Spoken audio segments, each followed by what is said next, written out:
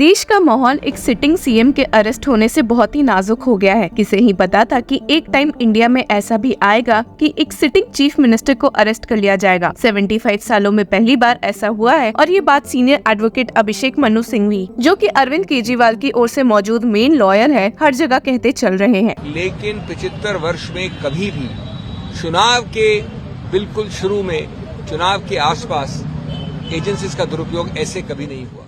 कई लोगों का मानना है कि ईडी ने ये अरेस्ट यूनियन के कहने पर किया था ताकि लोगों का ध्यान इलेक्टोरल बॉन्ड्स केस से शिफ्ट हो सके, जिसमें यूनियन को काफी बैकलैश मिल रही है। अब इस बात में कितनी सच्चाई है या नहीं, अंदाजा नहीं लगाया जा सकता है। हालांकि अरविंद केजरीवाल के पॉलिसी स्कैम में एक बहुत बड़ा खुलासा हुआ है कि जिस अप्रूवर ने केजरीवाल को इस केस में अक्यूज डिक्लेयर किया है वो खुद बीजेपी से मिला हुआ है। जी हाँ, आपने सही सुना। तो असल में यहाँ बात हो रही है accused turned approver P Sarath Chandra Reddy की, जो की हैदराबाद बेस्ड बिजनेसमैन है और जिनकी कंपनी का नाम औरबिंदो फार्मा लिमिटेड है। दिल्ली पॉलिसी स्कैम में इनका नाम भी उठा है कि इन्होंने भी इस स्कैम से पैसे कमाए हैं, जिसके बाद ईडी द्वारा इन्हें अरेस्ट कर लिया गया था नवंबर 2022 में। मामले में ट्विस्ट तब आया जब ये अक्यूज्ड ईडी के लिए अप्रूवर बन गए और कहा कि वे अपनी मर्जी से सारी करेक्ट इन्फॉर्मेशन ईडी को देना चाह रहे हैं, और जिसके बाद रेड्डी ने इस केस में केजरीवाल का नाम ले लिया कि वे इस स्कैम के एक मेन प्लेयर है। और सीनियर एडवोकेट सिंघवी ने कहा है कि सिर्फ इनके एक बयान के बेसिस पर केजरीवाल को अक्यूज्ड घोषित किया गया है और जिसके बाद केजरीवाल को अरेस्ट कर लिया गया। ये point senior advocate Abhishek Manu Singhvi ने कोर्ट हियरिंग में भी उठाया है कि जहां पहले रेड्डी कह रहे थे कि वे केजरीवाल को जानते ही नहीं है,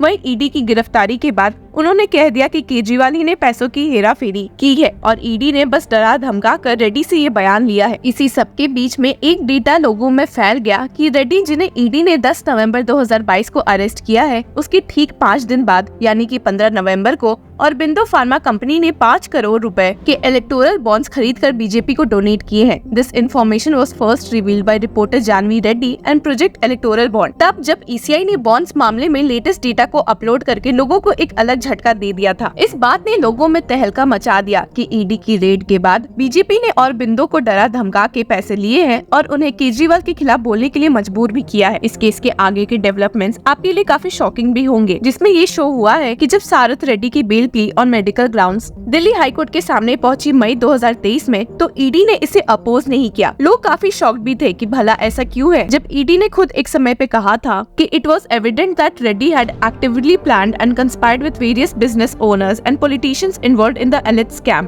Reddy was alleged to have led a nexus controlling a huge market share by way of cartelization in clear contravention of the objectives of the excise policy. पर सिर्फ यही नहीं, जून 2023 में रेड्डी ने दिल्ली रूस एवेन्यू कोर्ट में स्पेशल जज एम.के. नागपाल के सामने एक एप्लीकेशन फॉरवर्ड किया, जिसमें उन्होंने ये मांग रखी थी कि वे इस केस में अप्रूवर बनना चाहते हैं और ईडी को सपोर्ट करना चाहते हैं। जज ने उनकी ये एप्लीकेशन एक्सेप्ट कर ली और उन्हें अप्रूव कर दिया। आपको बता दें कि अपने एप्लीकेशन में रेड्डी ने स्टेट किया था that I am ready to make true disclosure voluntarily about the case and want to be an approver in the case. उनके अप्रूवर बनने के बाद आप सुनकर और चौंक जाएंगे कि सारथ रेड्डी की फार्मा कंपनी ने और 25 करोड़ रुपए बॉन्ड्स के थ्रू बीजेपी को दिए थे, जो कि ईसीआई द्वारा अपलोडेड डेटा से साफ हो गया है। सिर्फ यही नहीं, सारथ रेड्डी के अरेस्ट के पहले तक आपको बता दे कि उन्होंने भारत राष्ट्र समिति और तेलुगु देशम पार्टी को इलेक्टोरल बॉन्ड्स के जरिए पैसे दिए थे। ये इसलिए भी इतनी इंटरेस्टिंग बात है क्योंकि ईडी ने अभी हाल ही में बीआरएस लीडर की कविता को 15 मार्च को अरेस्ट किया था। ED has claimed that Kavitha was linked to a south group lobby of liquor traders who were trying to play a larger role under the now scrapped Delhi excise policy for 2021-22। आपको बता दें कि according to the ED the scam was chiefly orchestrated by Vijay Nair, a representative of Manish Sisodia and other Aam Aadmi Party leaders along with the South Group comprising Sarath Reddy, M श्रीवानसलू Reddy, Raghav मजुंता and के कविता। और यही बात senior advocate Prashant Bhushan ने भी अपने इंटरव्यू से लोगों के सामने रखी है कि केजरीवाल को जिस अप्रूवर के बेसिस पर अरेस्ट किया गया है, उसने असल में बीजेपी को इलेक्टोरल बॉन्ड्स दिए हैं। Astounding that the Enforcement Directorate has arrested the Chief Minister of a state just before the elections, after the Model Code of Conduct has kicked into place, and in a case where they do not have any documentary evidence to show that he was involved in corruption, where they are relying on the statement of some approver who was the officer of a company which company had given electoral bonds around this time to the BJP, to the party which controls the Enforcement Directorate. Now, if you look at the electoral bonds data which has come out, it is absolutely clear that many companies who gave electoral bonds to the BJP did so just after being raided by the Enforcement Directorate or the Income Tax or by the CBI, etc. And this was a kind of extortion. So और आम Aadmi party के behalf पर आतिशी ने भी इस बात से पर्दाफाश किया है। मनी ट्रेल कहां है? मैं बताती हूं आपको कि मनी ट्रेल कहां है।